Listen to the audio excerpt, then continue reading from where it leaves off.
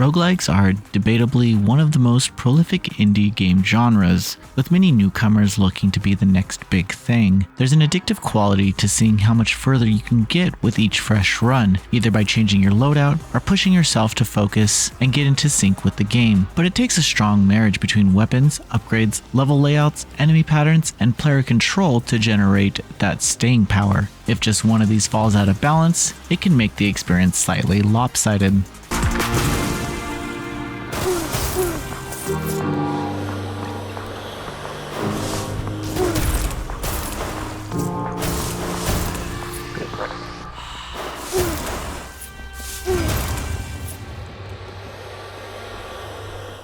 Lone Ruin from Cuddle Monster Games is a twin-stick shooter roguelike that tries its best to replicate that sort of addictive, cynical gameplay. Playing as an unnamed explorative mage, you enter a ruined magical city in search of the power nested within its crumbling walls. As you dive deeper and deeper, you sling your arsenal of spells at the fiends and monsters that seek to halt your progress. It's a simple, minimalist setup with little in-game lore or even cutscenes. A lot is left up to interpretation, but the lack of story trappings means it's all the easier to jump into each run unhindered. And that's part of the fun of these games after all, the ability to dive straight back into another run through after biting the dust. This is the part of the roguelike formula that Lone Ruin understands, and that short gap between demise and renewal makes it harder to resist the urge for another go. Unfortunately, one thing I feel is lacking is variety. Certainly, repetition is part of the roguelike experience, but there needs to be something to keep the experience fresh at all times. Otherwise, it stagnates, and the player will start to lose interest. There's a decent amount of spells at your disposal from the start, but beyond those, there are only a few left to discover, and I found that many of these spells weren't super useful either. Perhaps this comes down to my taste, but most felt pretty limited in their utility. Their drawbacks usually superseded any potential benefits, and that's before you get into any of the upgrades. Upgrades seem pretty standard, and while the improvements they offer are certainly noticeable, there isn't anything that remarkable or empowering about them. For example, while I think personal taste will largely determine whether you enjoy these spells, I found little need to experiment once I found a weapon that seemed far more helpful in dispatching both standard enemies and the bosses. The in-game items and blessings broadly fall into the same boat.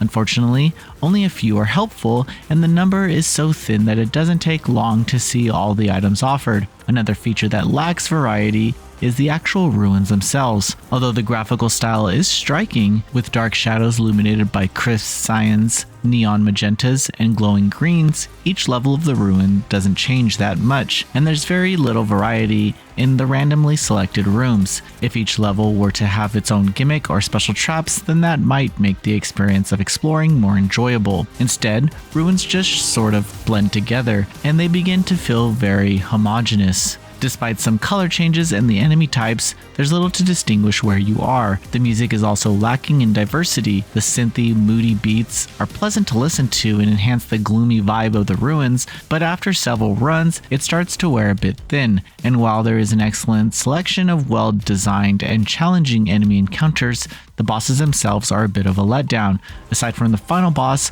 none pose much of a threat.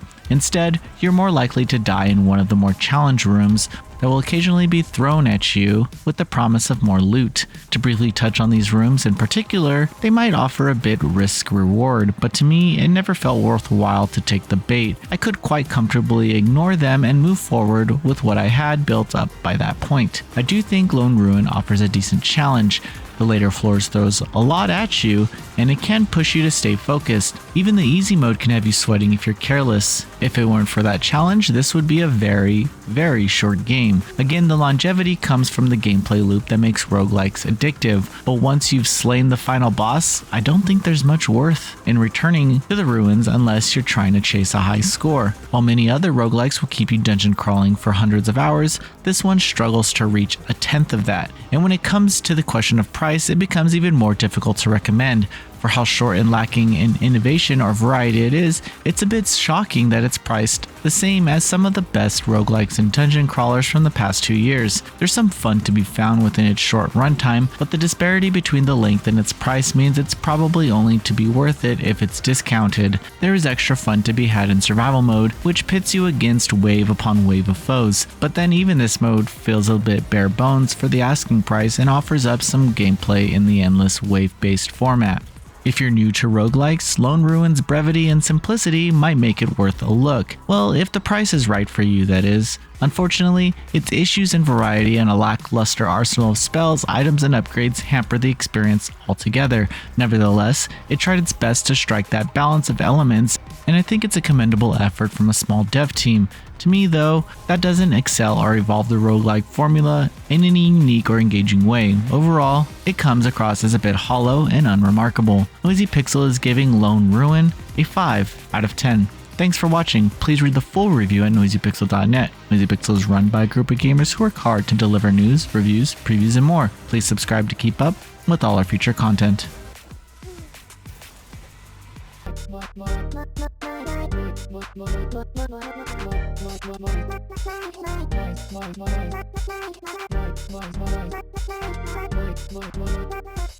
Noisy Pixel.